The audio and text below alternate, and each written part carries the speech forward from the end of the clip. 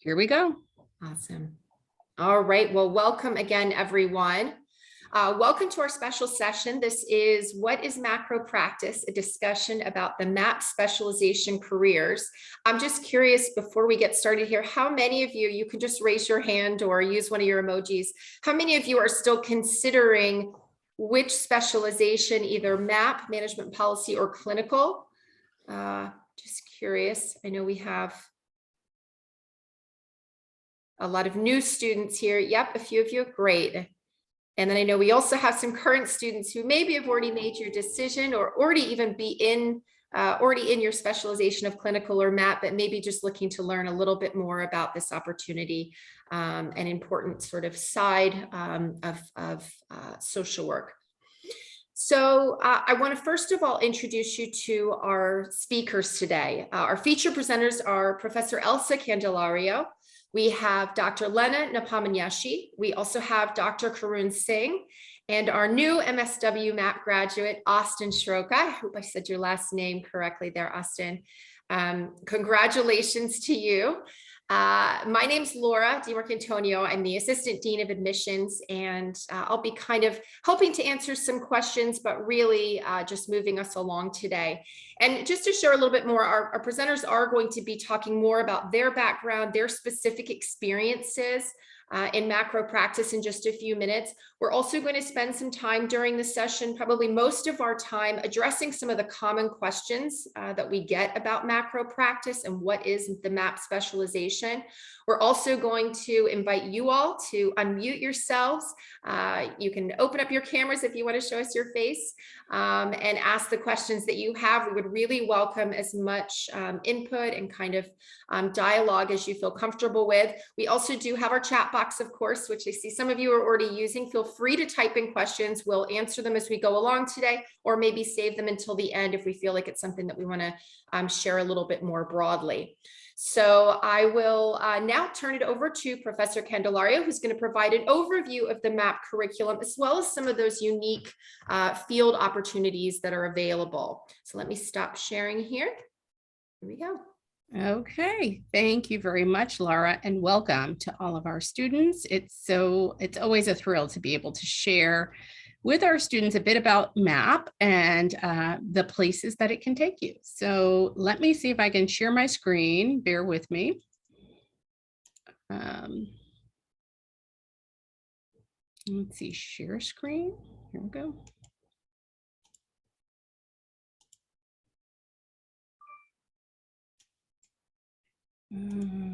Okay.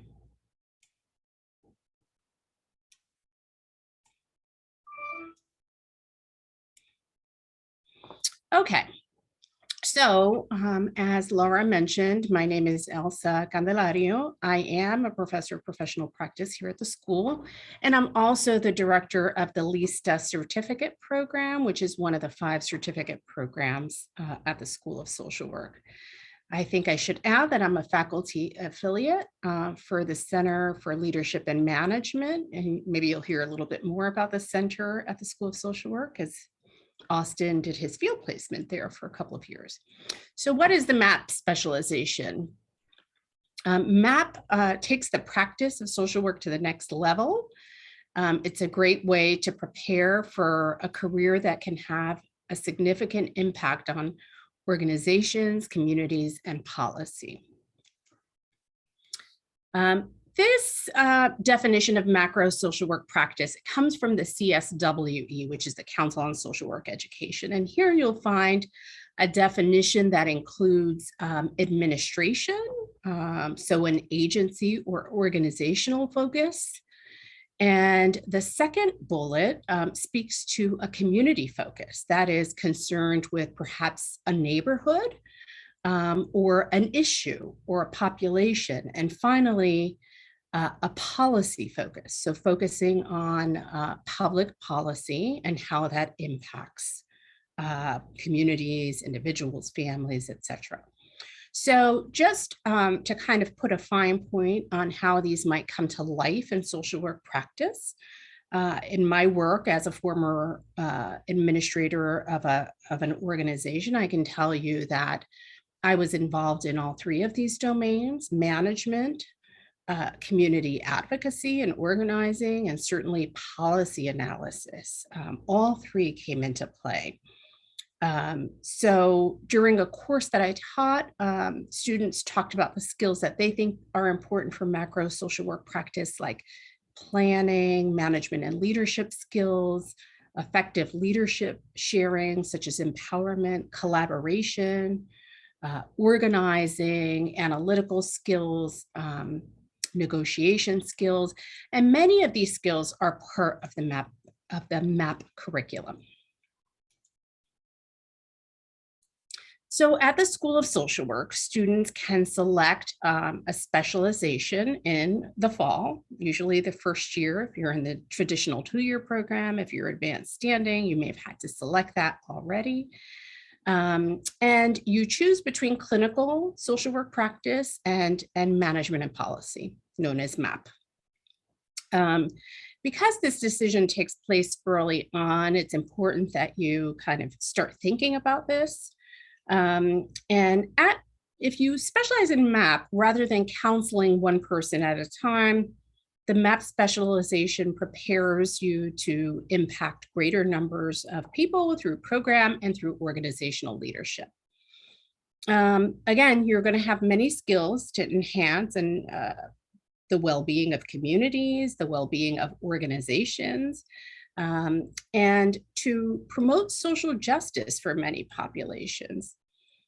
So our alumni are involved as program directors, as policy analysts, as community advocates, researchers, quality improvement coordinators. Those are but some of the titles, if you will, or some of the roles that you may play as a MAP graduate.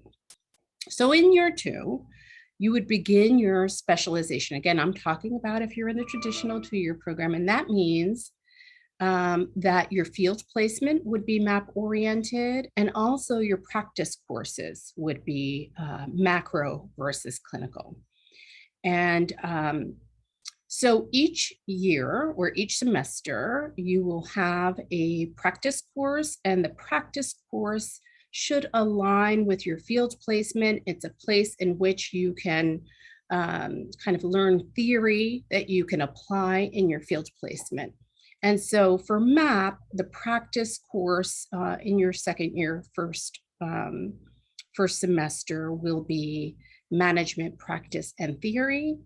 And in the spring of your second year, it will be program and strategic planning. So the curriculum also allows you 4 electives, 3 of which occur in your second year, and you'll find that there are lots of electives to enhance your macro social work practice, such as fundraising and marketing, human resource management, supervision and consultation, community organization, financial management. And also we have many policy courses that are available as well. The Center for Leadership Management has served as a hub of sorts to MAP students, in that they have developed supports for our MAP students, such as a mentoring initiative that kicked off this year, and also a series of MAP chats that bring macro practice to life for our students. And so that's a manner in which the Center for Leadership and Management is promoting a community of sorts for our MAP students. And also it's a way of our students connecting with alum through the mentoring initiative and really getting that advice around career development, opportunities in the field, and advice for how to proceed as a macro social work practitioner.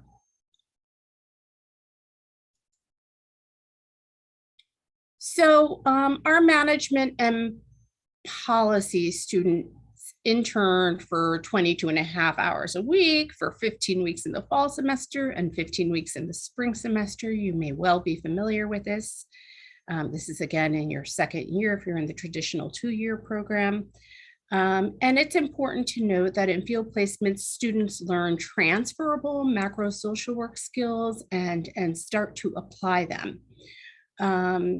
Marion Bischoff is the individual at the School of Social Work. She's an associate professor who will be placing you in your field placement. And she'll be in communication with you and has many great connections with lots of organizations throughout New Jersey. And so here you see that you'll have the ability to engage in lots of different roles, including organizing, including policy evaluation. I had students help to write testimony for the legislature and to analyze laws that would impact on our clients when I was an agency director. Certainly grant writing is something our students may be involved in, marketing efforts and communications efforts, involvement with board development or board meetings. There are lots of different ways that our students can receive a very rich experience that is incredibly marketable within the social work profession. I think this is important for you to know that our school has a partnership with the Network for Social Work Management, and Dr. Karan Singh is very much involved with that network. I'm sure he'll speak more about it.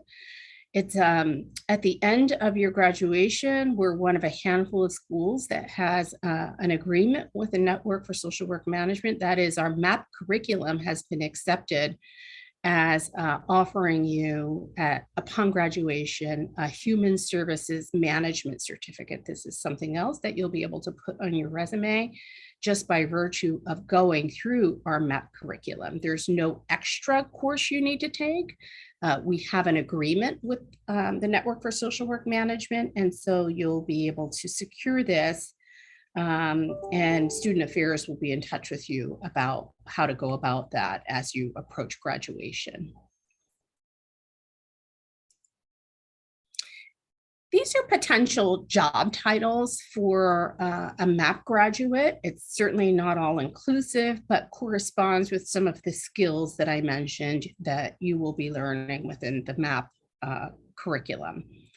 We've got program coordinator or director, policy analyst, a grant writer, an advocate, which is very similar to a community organizer, and quality improvement coordinator. Almost every mental health agency in the state has to engage in some sort of quality improvement process. And so this is a very viable career and is an important one that our MAP graduates are involved with.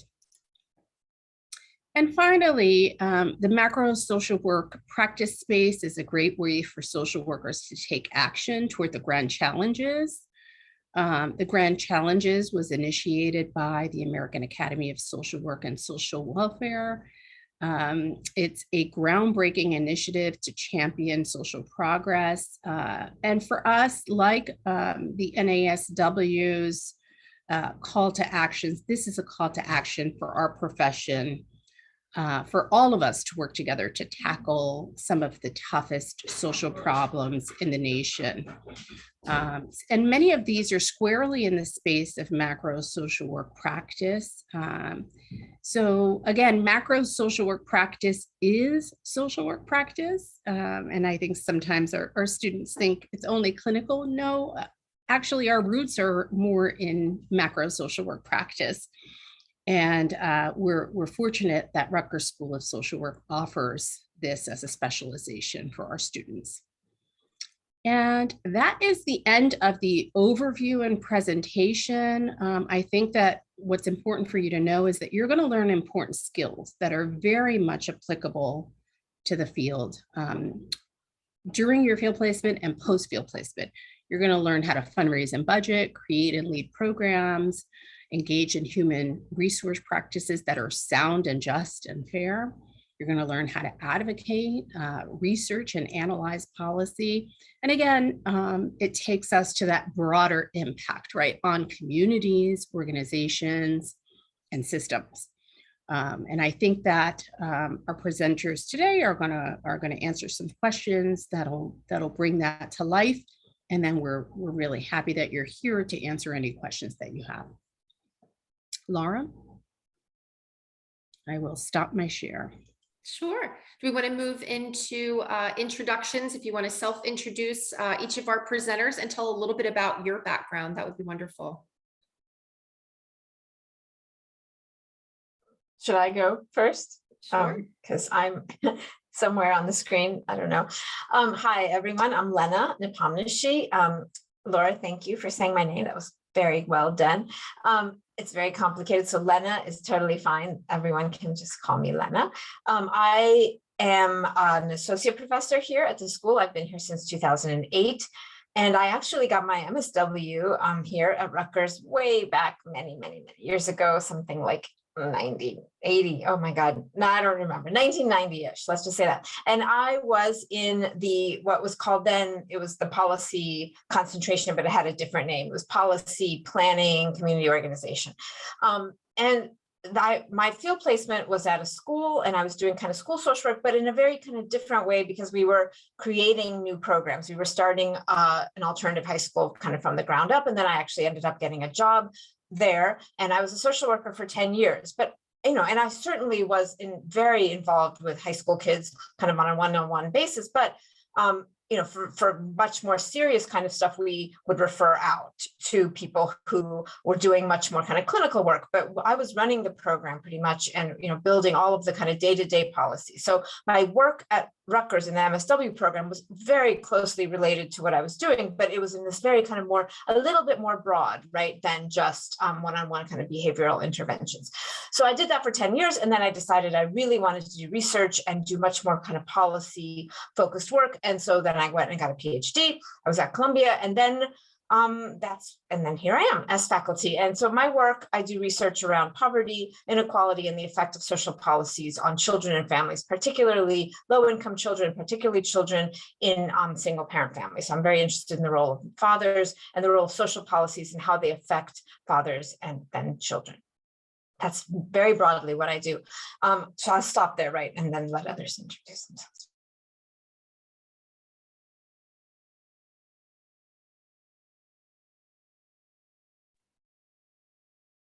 I was just going to say, go ahead and jump in. Austin, I saw you unmute. If you want to go ahead, and then perhaps Dr. Singh, and then maybe back to Professor Candelario.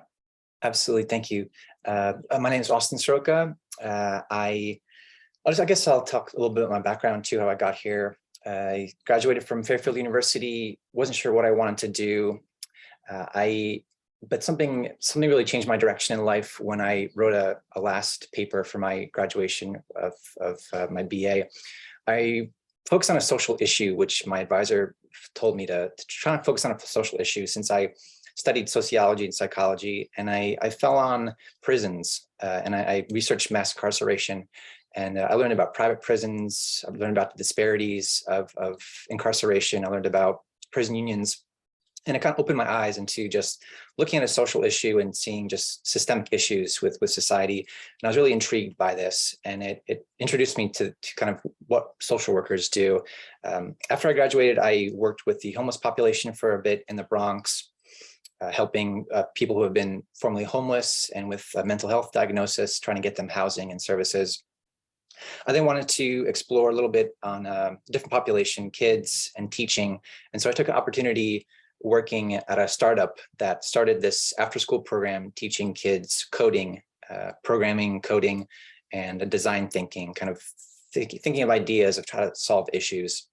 And I was doing that for a while, about a year or two, and I was losing this kind of mission focus that I had previously working with the homeless population. I really wanted to switch to a more mission-focused organization.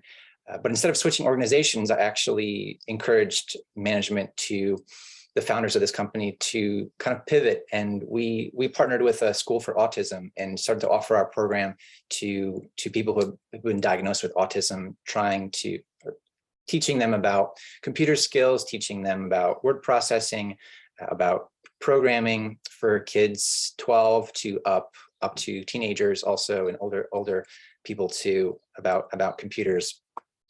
The pandemic hit, and so we kind of shut down operations early in there, March 2020, and I really decided I wanted to take a couple classes at School of Social Work, non-matriculated classes, and I really loved what I was learning. I took some research classes, I took a human behavior, social environment class, and it kind of also ignited this kind of passion again around social issues and society and people, which I'm constantly interested in, why people do things. Excuse me, that's the police. And so I really loved what I was learning at these courses, and so I decided to apply to the program. I applied to the program. I was accepted, and I initially wanted to go through the clinical path. I thought I wanted to be more of a therapist, but as I was speaking to faculty, staff, and sessions like this, asking questions, I really started to see this other side of social work, this macro side of social work, as Professor Candelaria was talking about, kind of the bigger picture, the policy, the community practice issues of it, and kind of merging with my background, which is in business. My family has 2 flower shops, and so I was working kind of in the business side of it, and really interested in kind of nonprofit work. And so this kind of led me on this path of nonprofits and macro social work and the MAP program. And I think I'll talk about the MAP program a little bit later, my experiences, but that's kind of my background, and that's where that's where I've been here. And I was also here. I graduated this May, and I was interning for 2 years at the Center for Leadership and Management, which I think you'll hear more about. I could talk about more.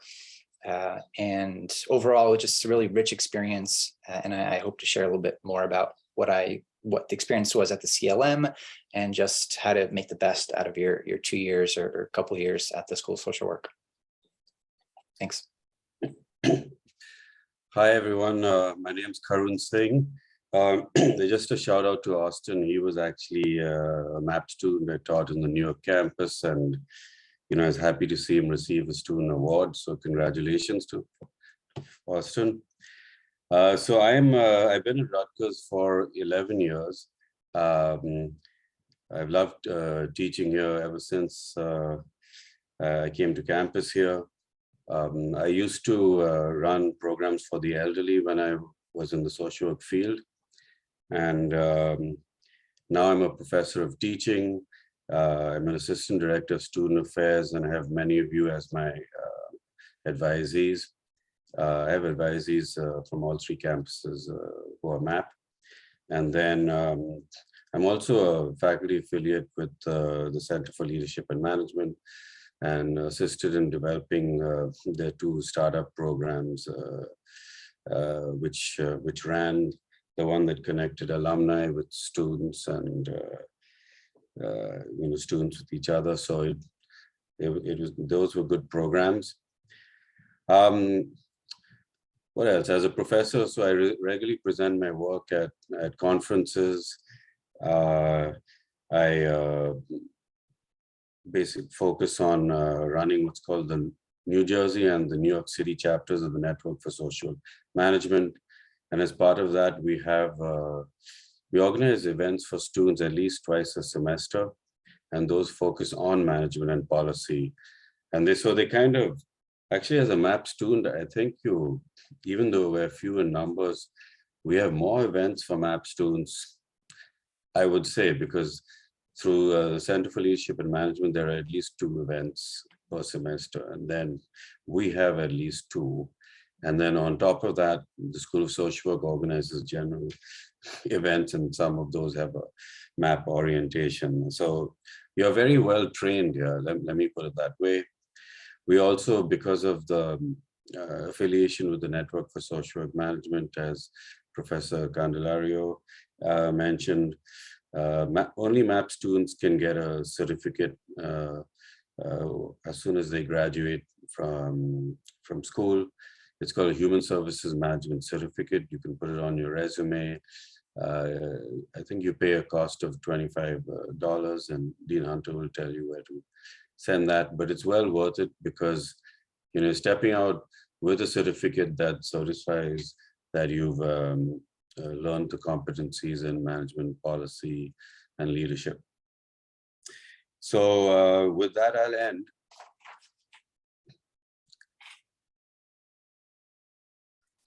Okay, so I've introduced myself. I'll just say a little bit more. I joined the faculty full-time in 2020 after serving as a part-time lecturer for Rutgers since 2007. I was a Rutgers undergrad, and I think a little fun fact is that this year I actually taught in the dorm where I lived my freshman year as a Rutgers student. So it felt like I was home again for sure. In between, I ran programs in New York City, in the Bronx. That's where I started my career, actually straight into program directing, pretty much. And pursuant to that, I kind of, did some more work in New York as a nonprofit administrator and as a for-profit administrator. And then I made my way to South Jersey, to Camden, New Jersey, where I ran an organization for 23 years, a multi-service organization. And so I was in lots of spaces. I was in mental health treatment, substance use disorder treatment, domestic violence, now known as intimate partner violence. And you'll know that language changes in the social work profession.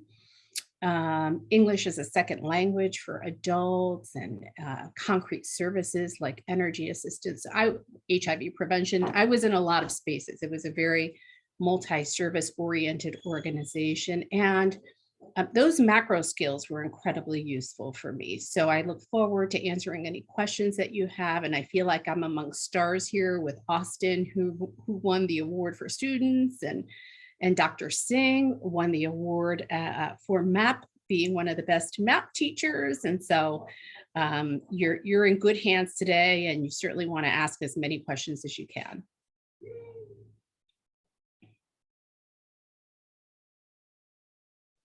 So I think the next thing we wanted to move, and thank you so much to all of you for sharing those backgrounds. If we were going to move into sort of some directed questions, but it's also open. I don't know. I don't see any questions in the chat right now, but what we can start doing, if perhaps we'll start answering some of kind of the pre-planned questions. These are things that, questions that we get quite frequently, certainly in admissions. And I know that Dr. Singh and the rest of our presenters here as advisors to students and as experts in MAP get quite frequently. What are the kinds of jobs? What are the kinds of careers that I might have as a MAP graduate? I'm not sure if Professor Candelario or Dr. Singh, if you wanted to address those, or. I think the jobs that were on the slide are fairly true to form. Quality assurance coordinator, program supervisor. That title can take a number of forms: program director, program coordinator. And I also think it's important to know that these titles may vary from organization to organization. So a smaller organization may have very different titles than a larger organization, but running programs, you may not find titles like social worker for macro practitioners, right? You're going to be looking for different titles. Grant writer, fundraiser, marketing and communications coordinator or director or specialist, policy analyst. If you're looking at governmental jobs, perhaps program analyst. They often will come and they'll come into the nonprofit sector and monitor programs and manage the grants between nonprofits and government. And so program analyst, if you're looking at governmental. So there are a variety of titles, and I'm sure others can add. But if you have questions about a specific title, we're happy to answer that as well. And kind of building on that, another one of the questions we had was what kinds of organizations that students with this kind of specialization can go into. I don't know if you wanted to add to that. I do see that we have a question in our chat there. Yeah, I have a couple of things I just was going to throw out in terms of organization. So certainly, the Department of Health, Department of Human Services, in terms of the government, those are kind of, running programs, policy jobs, but also it's important to think about the political side of it, right? So political social work is also a big piece, and we talk about that in some of our classes. There are things like legislative aids in the New Jersey state legislature, either in the assembly or in the Senate. And then of course, at the federal level, congressional aids, again, executive aides. See, these are people who do policy work, policy research for the congressional representatives, either at the state level or at the federal level, who are constantly kind of thinking about policy jobs. Then there's think tanks like the New Jersey Policy Perspectives. We have a student who's now there, and we've had a student there before. They are doing research, they're doing policy advocacy, they're engaging with legislators on a daily basis to talk about policies that matter for New Jersey folks. So there's a lot of things. I just want to mention that the nonprofit sector is 10% of the economy in New Jersey, and really, and those organizations are typically where our social workers are hosted, and so I guess it's my passion that we make sure that social workers are running these organizations and running the programs, because this is the way that we're changing the lives of people and communities. And so I definitely want to mention that the nonprofit sector, any of the family service organizations, the CAP agencies, the Latino social service agencies, those are all places that can use social workers and all of the skills that they learn within the MSW program. Great, thank you. We did have a really good question actually from Bashir. He's asking about the certificate that Professor Candelario touched on earlier that comes with the MAP specialization. Do we have to take any extra classes or stay in the program any longer to earn that?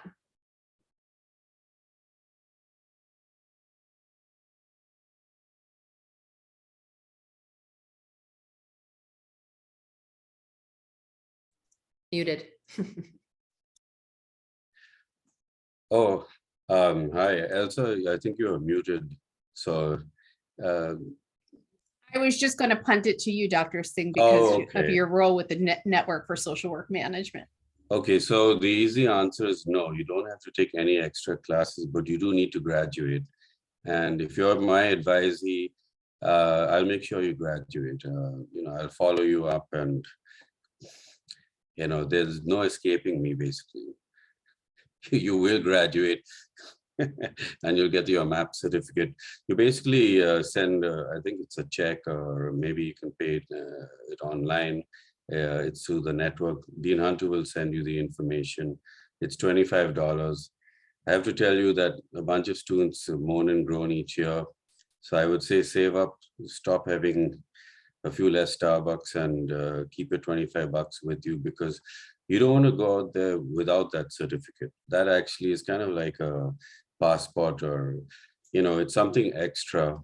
I'm from India, where there's an expression, students and professionals should become degree collectors. So that means collecting as many degrees and certificates as possible. And there's a long laundry list of things I've collected. So in the same way, you should become a degree collector, a certificate collector.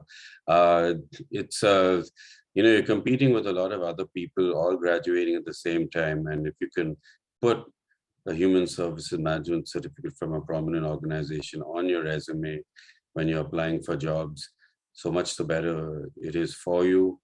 So that's basically about the management certificate program. We did a assessment of all the competencies that the network has on its website. And then we look where those are embedded within our syllabi. And that's how Rutgers, as one of the founding certificate members, was able to get the certificate at the lowest cost. I did an analysis, and there are others, schools out in California and others, are paying over double, sometimes triple the amount. So you have the lowest cost for that certificate. Can I say a couple things about other things that MAP students have access to? So I want to make sure that people understand that you are also, you can do any of the certificate programs that are offered at the school. So we have a certificate in child and adolescent health and well-being. I'm not sure I have that exact title correctly. The certificate program in violence prevention. I think now we've changed that. Instead of violence against women and children, it's now called violence prevention. Certificate in aging, certificate in mental health. There's a lot of stuff. The only one that's not open to MAP students is the certificate in alcohol and substance abuse, because that's a whole separate kind of thing. But my point is that you can bring the macro focus to any of these specific kind of population and social problem areas. And so that gives you actually another kind of credential, right, to add to your resume. We also have special areas of emphasis, which is kind of an extra thing you can do within the MAP concentration. You can do a social policy area of emphasis if you're interested. And then it's just involves taking one other elective at the university, really, over what you already have to take anywhere in the, there's a whole bunch of classes. Then there's also a policy fellows program, which Austin was also part of. And this is for people who are interested in policy. It's a year-long thing. We meet about once a month. There's a stipend involved, and certainly will be next year. And we bring together policy people who are doing work in the policy world, who want social workers involved, and they talk about how to get these jobs. Exactly kind of some of the questions that people are asking, like, what are these jobs? How to get these jobs?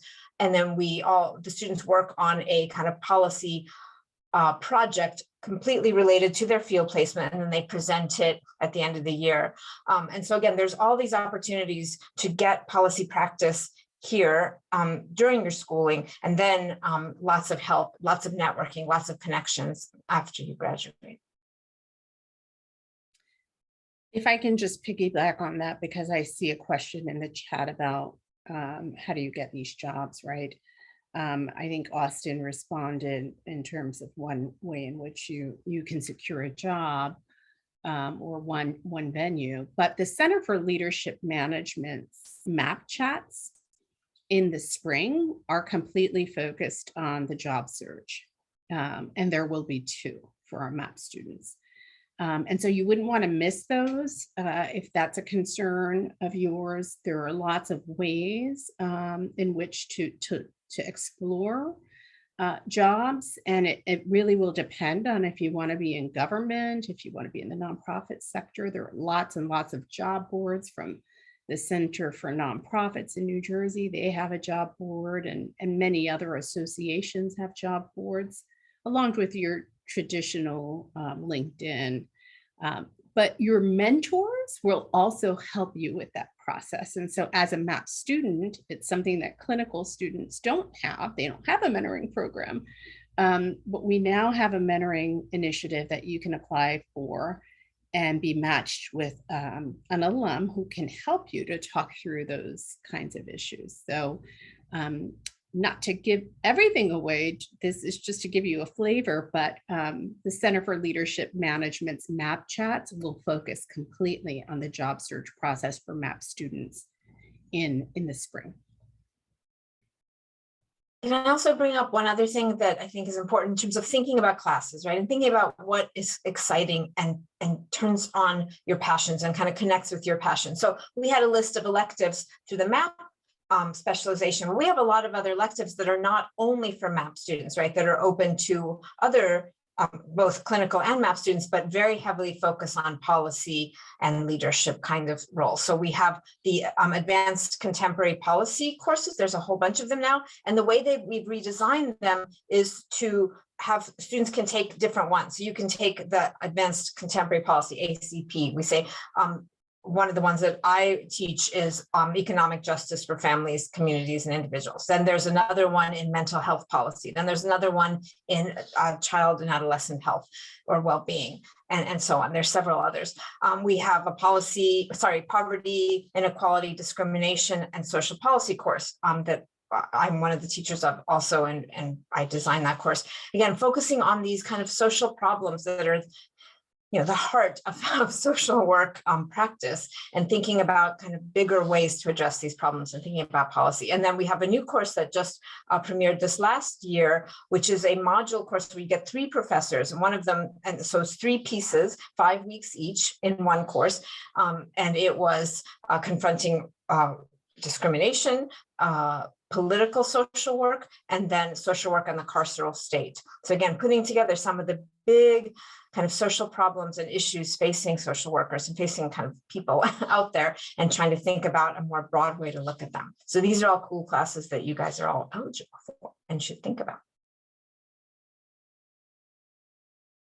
Great, thank you. And I think that helps to address the question that, I'm sorry if I'm pronouncing your name, Tahadul. It somewhat addresses their question related to, there seems to be so many avenues. They said, how do you make a decision career-wise? Is it through field experience? And I think a lot of these courses and these different organizations that you're talking about are really helpful with that. Dr. Singh, I don't know if you want to just sort of mention, as an advisor to MAP, kind of how the curriculum supports them in their field and their field placement, focusing on MAP in that specialization year. Sure. So, well, first of all, we finally have someone, Marilyn Bischoff. She actually has been hired to specifically place MAP students and to find new placements. So what you do is, once you're a MAP student, you get your own dedicated field placement specialist, something we fought for a long time. And so she places students across all 3 campuses. And there's a whole range of placements. I saw she had just a fun, I saw a presentation she did last year, and there's just a beautiful, astonishingly wide range of placements. So it's something for everyone. If you're more interested in policy, they have a lot of policy-based placements, policy analysis ones, advocacy ones, placements with legislators. And then for the management ones, they place you in organizations to do fundraising and marketing, program planning, research. There are ones that are where you do quality assurance, human resource management. I mean, there's any number of different types of areas in which you can actually learn more. So you fill out your field planning form, and it helps to guide the selection of a placement for you. And you're placed in an agency, you just like the clinical students, you go through 22.5 hours a week. And that's where most of the learning is done, I would say. I mean, we professors, I always say, if I can teach you, something, maybe 10%, that I'm happy with that. But you're really learning when you're out there in the field. It helps you to sharpen your skills based on what you're learning in the classroom. And that's why you take your practice courses at the same time as your field education practicum assignments. But it also helps you sharpen your career goals, because not everyone knows exactly what they want to do. As a first-year student, you actually have to be exposed to a bit of both, some direct service skills as well as some more MAP-related macro practice skills. And that goes well with your social practice 1 and social practice 2. So that's basically the intersection between the two, the practice and your classes. Thank you, Dr. Singh. I was just going to say, and I see that he unmuted himself. I was going to say this might be a good opportunity to hear from us. And I know you mentioned that you had first maybe thought clinical, and kind of how your thought process worked and how the curriculum helped you decide. Yeah, I'd say even there's just so many opportunities everywhere. I really wasn't sure also what to do, and I really wanted to explore policy side and research side. And fortunately, there are opportunities for students. I was really keen on really opening every email I get, subscribing to newsletters, subscribing to listservs in other schools. I would get information about events that the law school is hosting, about social issues, about immigration issues, about human rights. I would tune into events that are hosted by the Masters for Public Administration program or by the Eagleton program, talking about political issues, fundraising, campaign management. There's opportunities, if you want to explore research, maybe there's opportunities to become a research assistant for a professor, where you can get some hands-on experience working with data, working with surveys. There's the MAP Policy Fellow program, which was awesome to be part of too, with Professor Napamiyashi, where you get a sense, you're in this cohort of other people that have other field experiences, and they're looking at housing policy, they're looking at drug policies. Then you're encouraged to look into your field placement of where you can seek policy. Through this MAP Policy Fellowship, I was interested with the CLM. We are geared towards professional development and resources for nonprofit managers in one aspect of the CLM. And I want to explore the influence of lobbying. So I wanted to explore restrictions that are put on nonprofits in lobbying. So I was looking into the IRS and what kind of restrictions are put on nonprofits for lobbying, why they're put on, and just making infographic for nonprofit leaders of just a basic informational graphic that says the limits of spending, what you can do, what you can't do. These events that Professor Candelaria was talking about too, the MAP chats where we have nonprofit leaders in the fall come in, we have recruiters in the spring talking about networking, talking about job search, talking about job titles and job opportunities in the public sector, in the private sector. There's really just keep asking questions. If you have the capacity, say yes to things that you see. For example, there was an email that came in that was looking for social workers to help with a program at the School of Psychiatry. And I was involved with, they would play a movie and then they would have breakout groups for residents to then talk about traumas or issues that they were experiencing on their residencies. So there's so many opportunities within the School of Social Work and outside the School of Social Work that are available. Just keep your ears open, keep your eyes open, ask questions, and look through emails and subscribe.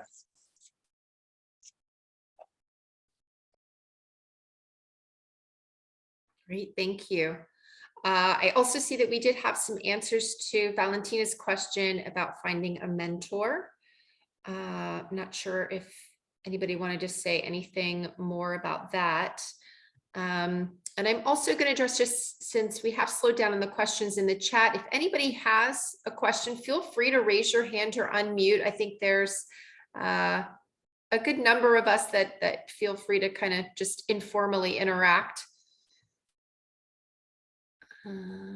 I'd just like to pop in and introduce myself. I'm sorry, I'm a bit late. I was in another session that was occurring at the same time. My name is Dr. Maxine Davis. I love research, and the area that I specialize in is intimate partner violence and abuse, with particular attention on perpetration and how to end intimate partner abuse within romantic relationships. I thought it'd be a good idea for me to just pop in, like I said, introduce myself, and also promote macro practice as something that is just incredibly important to society. And I can't emphasize that enough. And also just let you know that I'm here for folks who I haven't met yet, or who are interested in potentially taking classes with me or research assistant positions. Just always good to be in community with folks, and for you to be aware of who I am. I have a guest with me who's a potential MSW student. Her name is Velvet, but we've talked about clinical, but I just wanted to, again, introduce the world of macro practice as an option that is really important. So thank you. Thank you, Dr. Davis. Good to see you. All right, so I don't, just clicking through here to make sure we don't have any hands up.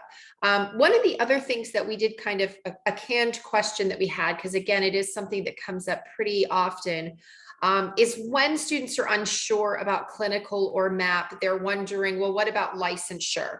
If I go the MAP route, could I still down the road, apply for and sit for my licensing exams and apply for licensure with the state? Not sure who wanted to jump in and help address that one. The general answer is yes, but I'm going to let Dr. Nepomniachtchi answer that a little more fully.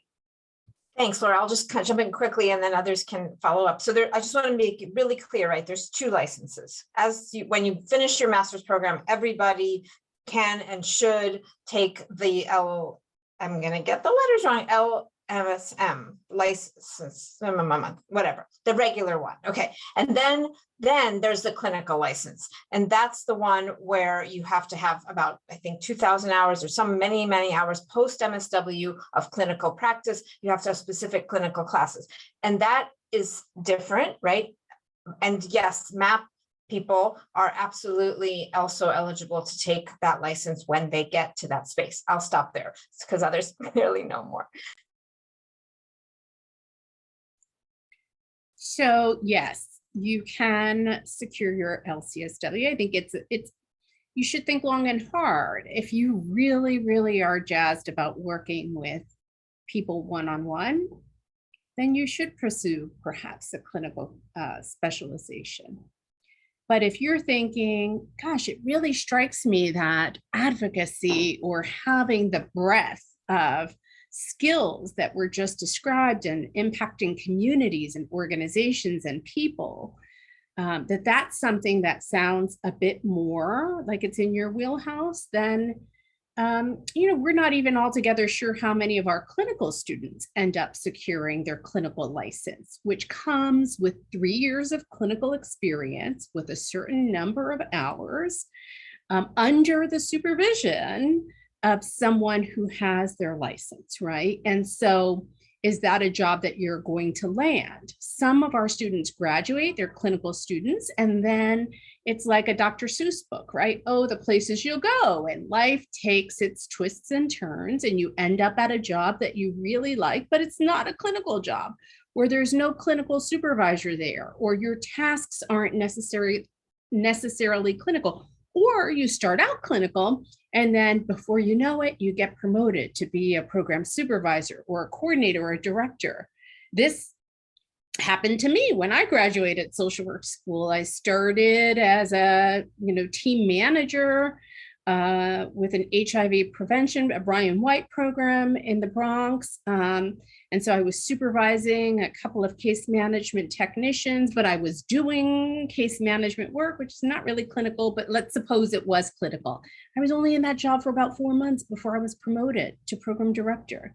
And then it was a different program, a very clinical program. It was actually a family rehabilitation program for women and children at the height of the crack epidemic. Super exciting program, very impactful program. But I wasn't engaged in clinical skills. Perhaps I could have if I wanted to see clients at that time and do both, but you also have to have the time. So the point is, yes, you can secure your LCSW. You need to take the courses that would allow you to do that, either within our MSW, within the 2 years you're with us, or you may go back at some point if you didn't get all of the clinical courses that you need and take another course or two. That is very doable. New Jersey's licensing board, and I know all of our students are not from New Jersey, but New Jersey's licensing board requires 4 clinical courses.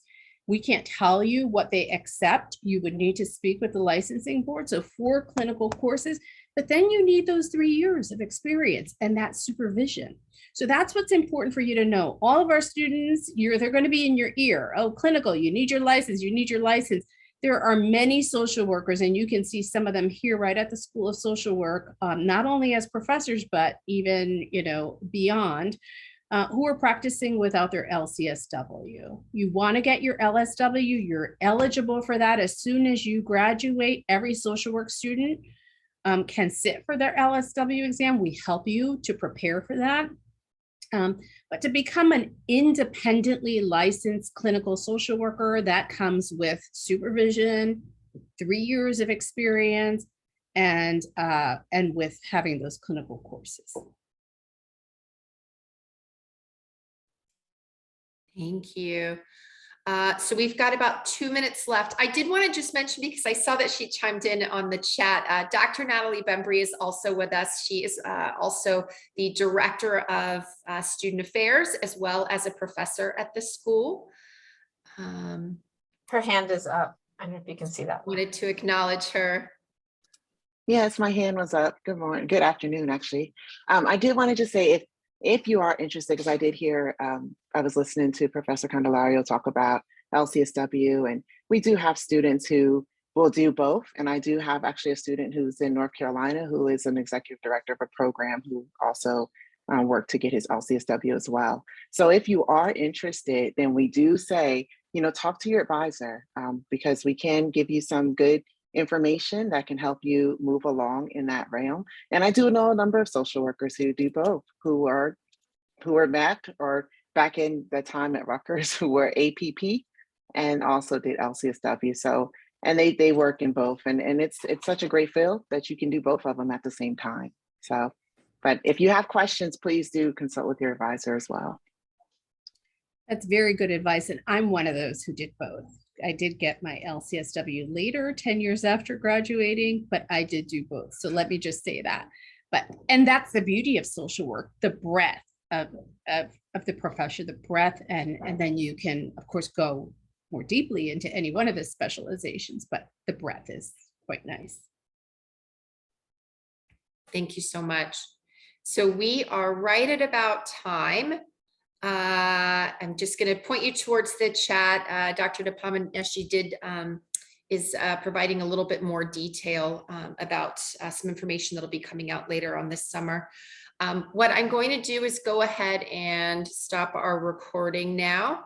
And I really just want to thank all of you for joining us.